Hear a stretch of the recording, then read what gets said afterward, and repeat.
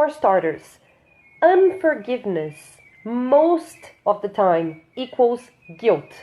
Forgiveness means the release of guilt. Holding on to guilt means holding on to the past. You feeling guilty about something that happened prior to the day that you're living today.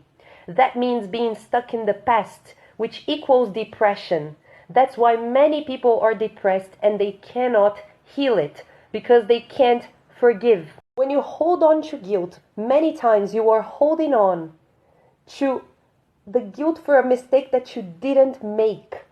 Because the person who hurt you made you feel guilty not only for allowing her to do that to you, so you have a hard time forgiving yourself for allowing them to do that to you, but also of making you feel guilty for a mistake that you didn't make. So they are living happily ever after while imposing into you that you are responsible for their behavior towards you, excusing their behavior by making you feel guilty. So like, you did that, that's why I treated you like crap. You know what I mean? And they make your existence a problem. This happens many times. So this is where the guilt comes from. When you make a mistake and you know you made a mistake, what you have to do is apologize for what you have done, no matter if the person is going to forgive you or not. Apologize wholeheartedly for what you have done because you feel bad for what you've done, and change your behavior. That's all you have to do. Because while you keep punishing yourself for what you did in the past and repeating the same energy and getting stuck in the past, you're repeating the mistake over and over again. Apologize, move on, and do something else. Do something better. If you know better, you do better. Maya Angelou used to say that. So if you're unforgiving towards yourself, you get stuck in the past and you repeat the mistake over and over again. Apologize and do better. Just move on and change your ways. That's it. And what is guilt? Guilt is a feeling. And Dr. Edith Eva Eger always says that feeling is healing and healing is feeling. Meaning, for you to heal, you have to feel. And if you don't feel it, you don't heal it. And you get stuck in the past. That is what we call depression. I'm going to talk about that later. So I'm thinking that's why I have my eyes closed. Meaning, if you want to forgive someone, you have to feel the guilt. And once you are done with that, you release the guilt so that you open space for a new feeling to come in. And then you can choose what feeling you want to come in. Probably, I don't know, joy, happiness, contentment, relief. The problem is that most people, they want to show how they feel, explain how they feel, point fingers at the person who made them feel this way. They want the person to acknowledge what they've done, to feel bad for what they've done, to pay for what they've done, and it's all about the other person. So they are trying their best to make the other person feel what they are feeling instead of just feeling it.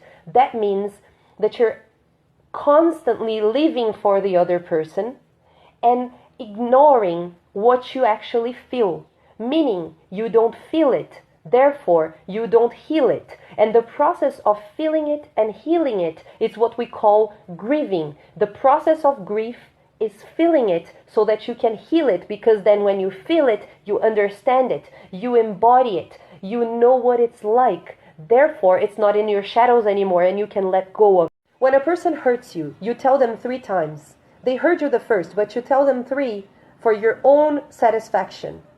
They hurt you the first time. So by the third time, if nothing changed, it's because they really don't want you. Therefore, they are not so concerned about your feelings. Move on, otherwise you will get stuck because others don't want to change for your personal enjoyment.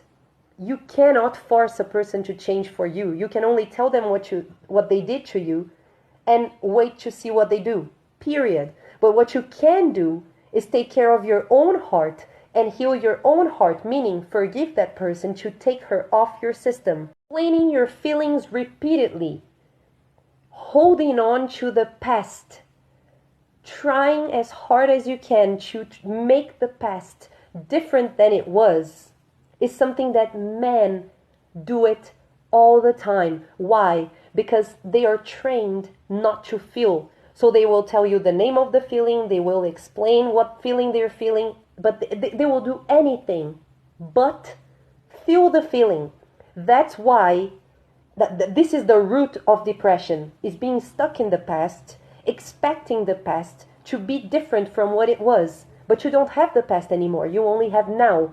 Therefore, you cannot change what happened in the past. And men do this all the time, and that's why the index of depression, like the numbers of depression in men, amongst men, is growing every day. So that's the reason why depression amongst men is so huge, and the numbers grow every day, because now men are starting, thank God, are starting to feel more comfortable talking about it. You know what I mean? Because of course this was huge before. It's just that nobody spoke about it because men could never be vulnerable. Now this is changing. So thank God many men are starting to understand why they're depressed and talk about it, which is really important. And that's also why most women who are depressed, they are what we call men in skirts, which are women who embody completely man energy. So this energy that you cannot feel, that you have to be tough all the time, that you have to make them pay because you have to be the toughest and you have to win every battle and you have to win every fight. So this is what happens. This is the root cause of depression. The first thing that you must know is people know exactly what they do, to whom they do it, and what they make people feel. They know exactly what they are responsible for. Exactly. You know it and they know it too. Nobody is that stupid. So this is the first thing. Knowing that, you have a choice to make. I told a friend this morning, and this is important. You have to know who you are, what you want to feel, who you want to be, and what you want your life to look like today and the following days, today and in the future, right? Present and future. Once you know that, and you know exactly who you're dealing with, because you know that that person is conscious of what she did to you, you have to put it in the scale and see if giving this person another chance will fulfill what your future vision, or if this person has nothing to do with your future vision. The choice of forgiving is really simple. It's you deciding if you want to continue being held hostage by a person or if you want to be free. You gotta keep in mind that God puts you here with free will to do whatever you want, and everybody else comes here with the exact same free will.